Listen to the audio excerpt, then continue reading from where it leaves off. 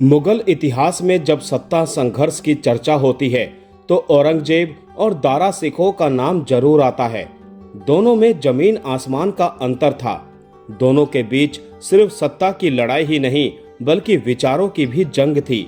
दोनों के बीच हुई जंग में दारा हारे जरूर थे लेकिन इतिहास में अमर हो गए थे। मुगल दौर में दो भाइयों के बीच ये सिर्फ सिंहासन की लड़ाई नहीं थी, यह विचारों की भी लड़ाई थी। सत्ता की लड़ाई में औरंगजेब के मुकाबले दारा सिकोह पराजित हुआ। गद्दी पर बैठने का सपना टूटा। बंदी के तौर पर उन्होंने काफी अपमान झेला। तन से सिर जुदा हुआ। लेकिन सवाल है, क्या सिर्फ विजेता इतिहास रचते हैं? कुछ पराजित होकर इतिहास में अपना स्थान सुरक्षित कर लेते हैं। अपनी उदार दृष्टि, समन्वयवादी सोच और विद्वता के चलते उत्तराधिकारी युद्ध में शिकस्त के बावजूद जब कभी मुगल सल्तनत के पन्ने पलटे जाते हैं तो दारा सिकोह ऊंचे मुकाम पर नजर आते हैं। मुगल वंश में उत्तराधिकार की लड़ाई बाप के जिंदा रहते ही शुरू हो जाने का इतिहास है। अकबर को उसके बेटे सलीम ने चुनौती दी। जहांगीर की जिंदगी में शाहजहां बागी हो गया। आगे की नस्लों ने इस रवायत को कायम रखा। 1657 में शाहजहां काफी बीमार था। उसके चारों बेटे दारा सिकोह, औरंगजेब, शुजा और मुराद गद्दी के दावेदार थे। असलियत में मुगल परंपरा में बड़े बेटे को स्वतः गद्दी नहीं मिलती थी। जो जीता वही बादशाह। निर्णायक टकराव दारा और औरंगजेब के बीच हुआ। अप्रैल 1958 में धर्मत के युद्ध में दारा और औरंगजेब की सेनाओं का आमना सामना हुआ। औरंगजेब भारी पड़ा। 29 मई 1658 के समूहगढ़ युद्ध में एक बार फिर दारा पराजित हुआ। पंजाब की ओर भागने पर मजबूर हुआ लेकिन पकड़ा गया। बंदी के तौर पर दिल्ली में घुमाया गया। 1659 में काफिर ऐलान करते हुए बहुत ही निर्दयता से उसे मार दिया गया। सत्ता के संघर्ष में दारा बुरी तरह पराजित हुआ। रणनीति और युद्ध कौशल में वो औरंगजेब के मुकाबले कहीं नहीं टिकता था। अगर वो गद्दी पर बैठ पाया होता तो एक सफल शासक साबित होता। इस पर विवाद है लेकिन अपनी कमजोरियों के बीच भी दारा याद किया जाता है। क्यों? असल में दारा एक परंपरागत शहजादे से भिन्न ऐसा सूफी नौजवान था जो मजहबी कट्टरता से दूर था। दारा ने 52 उपनिषदों का फारसी अनुवाद करवाया। उसका विश्वास था उपनिषद वही किताब ए मकनून है जिसका संकेत कुरान में मिलता है। इतिहासकार सतीश चंद्र के अनुसार दारा का प्रयास अकबर की सांस्कृतिक समन्वय परंपरा को दार्शनिक आधार देना था, जबकि औरंगजेब दूसरे किनारे पर था। वो शरीयत का पाबंद था, इस्लामी शासन और परंपराओं को सर्वश्रेष्ठ मानता था। उसके शासनकाल में इस्लामी विधि संकलन फतावा ए आलमगिरी तैयार की गई। दूसरे मजहबों और विचारों के लिए उसके शासन में कोई गुंजाइश नहीं थी।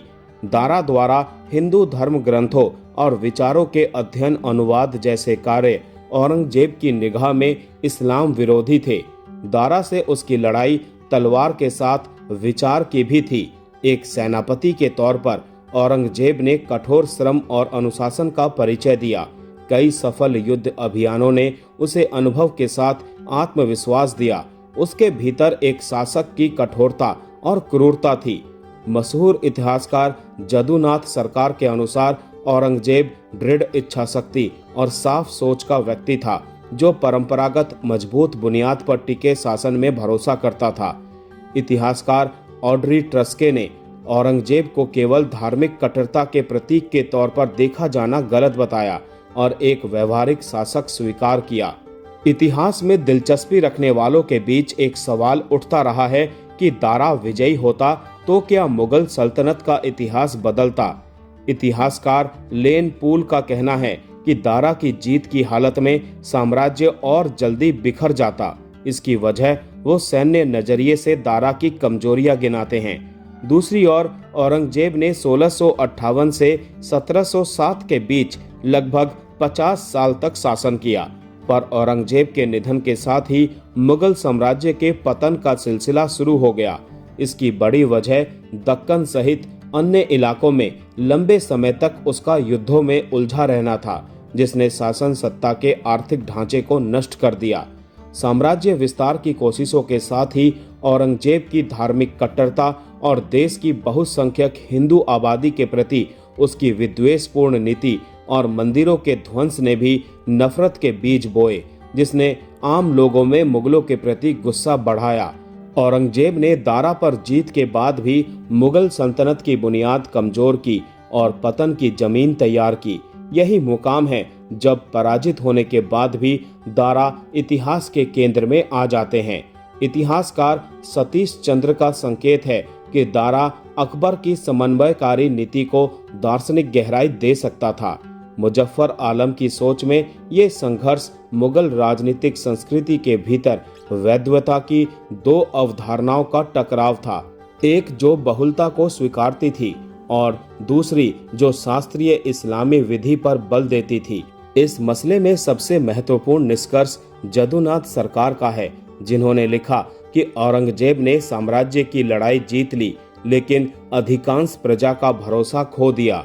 दूसरी ओर दारा गद्दी की लड़ाई हारा, पिता शाहजहां के चाहने के बाद भी सिंहासन पर नहीं बैठ सका, शासन का मौका नहीं मिला, लेकिन अपने विचारों के जरिए तमाम लोगों के दिलो दिमाग तक पहुंच गया।